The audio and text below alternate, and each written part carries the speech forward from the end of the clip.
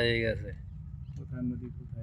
এখন ওই মাঝখান দিয়ে চর পড়ছে, নদীর সামনের মুখ মরে গেছে, মাঝখানে বিশাল চর। এই হলো আমাদের ফেরিঘাট, এই আমাদের রমনা পার্ক।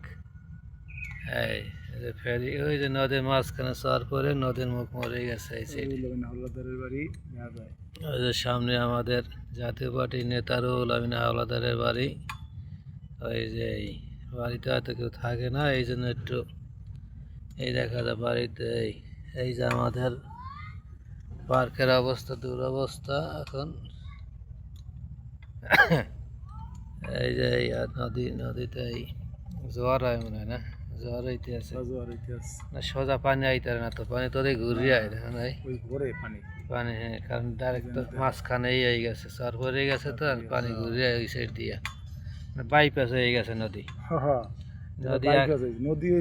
কয়েকদিন পর আর মাছ পড়বে না, বুঝছো? দগরি মাছ টাছ পরে তো আর মাছ পড়বে না।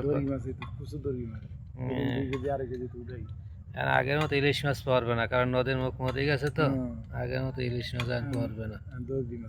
হ্যাঁ, এখন এইসব মাছ টাছ পড়বে, কারণ মাছের একটা গতি আছে। যেটা দেখলাম মাঝখানে, নদীর মাঝখানে কাঠের এই টলার ইয়ে গেছে, বান্ধে গেছে।